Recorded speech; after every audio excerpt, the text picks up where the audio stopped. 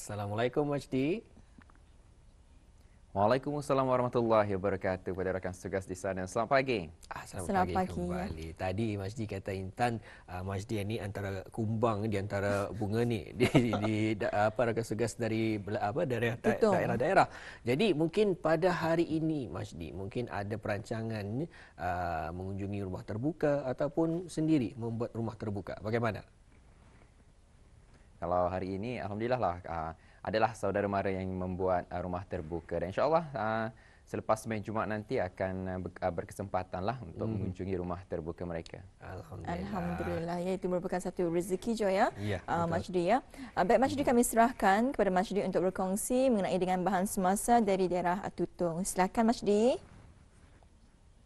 Terima kasih pada rakan setugas. Bismillahirrahmanirrahim. Assalamualaikum warahmatullahi wabarakatuh. Selamat pagi. Salam Jumaat kepada audio penonton. Kita dipertemukan lagi pada pagi ini. Alhamdulillah bagi berkongsi info semasa dan juga ingin juga saya kongsikan. Alhamdulillah juga keadaan cuaca saat ini dalam keadaan yang baik dan mudah-mudahan apa juga aktiviti yang kita sudah rancang pada hari ini akan dapat dilaksanakan dengan lancar. Baik, seperti biasa pada pagi ini akan dikongsikan juga bahan visual dan juga info semasa. Namun terlebih dahulu mari kita saksikan bahan visual yang kami sediakan untuk hari ini.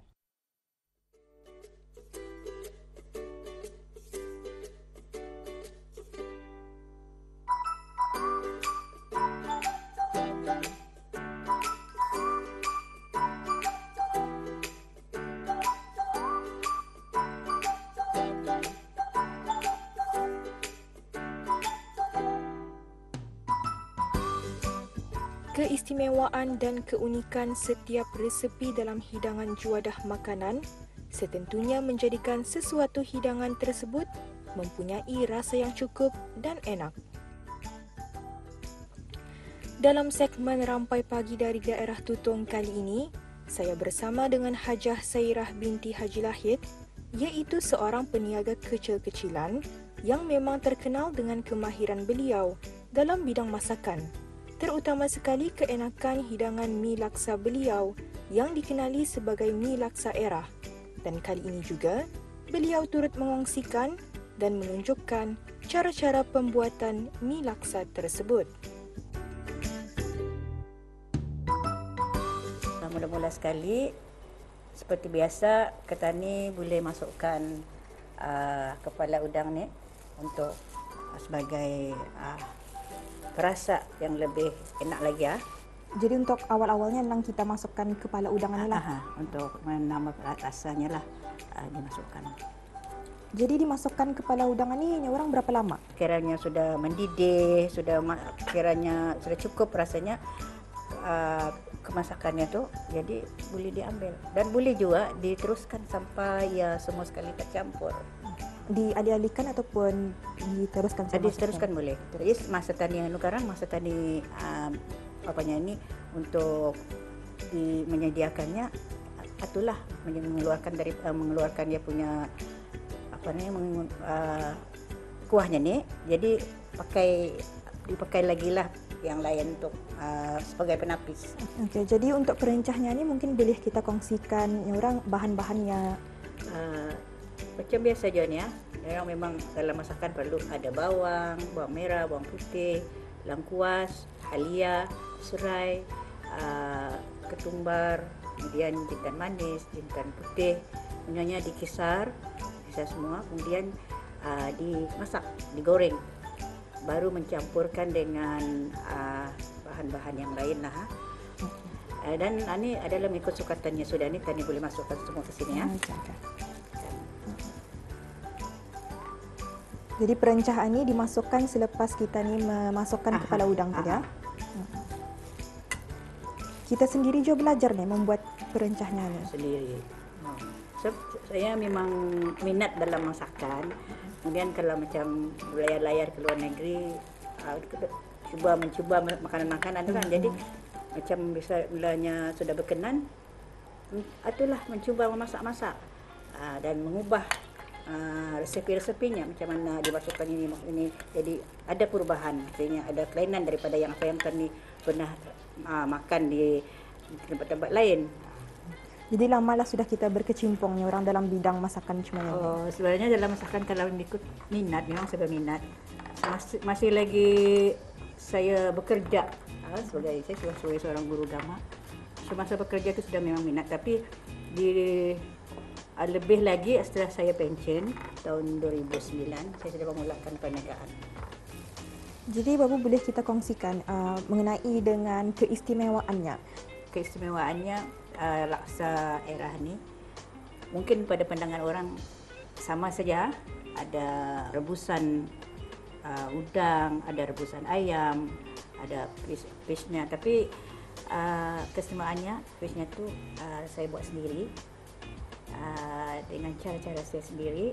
Jadi mungkinlah daripada itulah diorang merasa ada perbezaan dengan ada kelainan daripada laksa-laksa yang lain. Jadi sudah mendidih hati ya. Perancahnya kita masukkan kari. Serbuk kari ya. Okay, ini serbuk kari untuk mencampurkan di sini dah ya. Mungkin barangkali dah tahu dah masalah orang lain, tapi saya sendiri saya letakkan serbuk kari itu sedikit. Kalau terlalu banyak karang kari, jadi laksa kari itu karang. Ini dah sedikit untuk ada berasanya lah. Ini ikut sekatannya.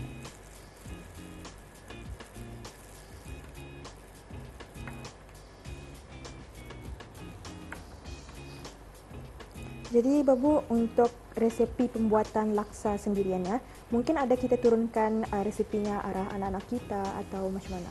Buat masa ni, belumlah ada saya menurunkan dulu. Pasalnya bukan juga anda menurunkan, sedikit-sedikit itu adalah, tapi ada yang orang sebulat-bulatnya tu nada sebabnya terus orang ini sibuk bekerja. Jadi mungkinlah satu masa nanti saya sendiri pun menulis juga apa-apa masakan yang saya buat, yang saya cipta sendiri, saya tulis dan insya-Allah akan dibukukan untuk anak-anak lah. Tapi memang dorang tahulah apa memang resepi tahu. Saya dorang resepinya. biasa melihat. Saya melihat kalau saya membuat, kecuali kalau dorang bekerja tu lah. Kalau masanya kemudian ada juga dorang ni menolong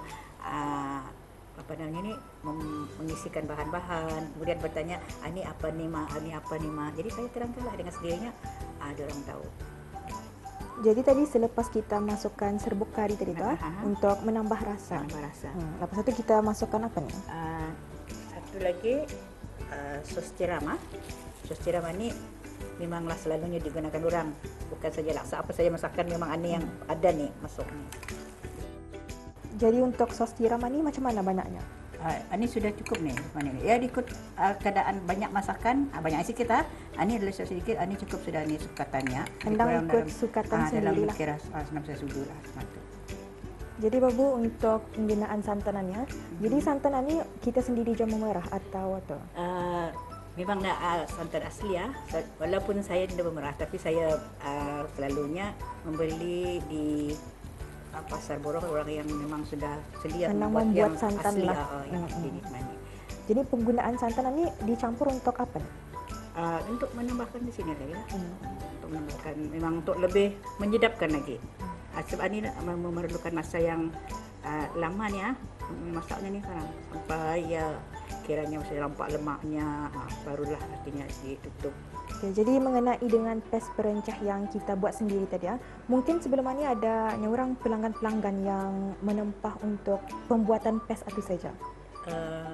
Sebenarnya banyak yang mau, tapi oleh sebab susah untuk kami membuat, jadi saya tidak dapat mengeluarkan lah untuk menyediakannya, cuma untuk ini saja untuk kami punya perniagaan lah. Memang khas untuk itulah. Mungkin satu masalah kalau misalnya ada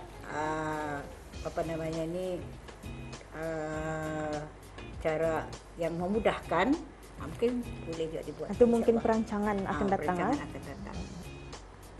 Jadi selepas memasukkan santan tadi kita masukkan ketiga-tiganya. Kita ni masukkanlah perasannya, sedikit garam, kira-kira 2 sudu lah garam. Sedikit menggunakan sedikit gula juga.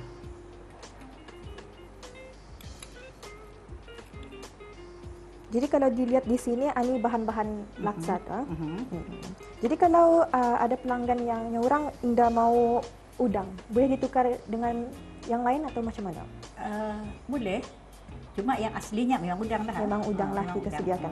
Memang yang itulah. Baik Auda, ini dia tadi hasil masakan kuah laksa yang telah pun disiapkan yang mengambil masa selama 2 jam. Jadi ini juga merupakan antara bahan-bahan masakan laksa yang diperlukan untuk dihidangkan.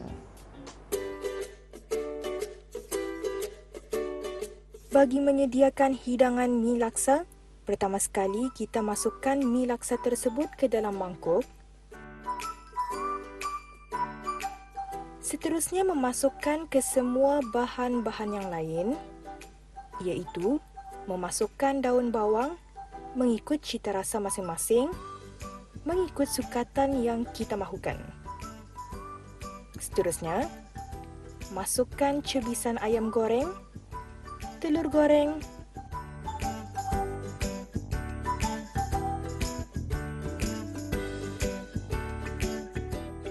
dan udang goreng. Setelah semuanya siap, masukkan limau kasturi dan sambal, juga mengikut cita rasa masing-masing.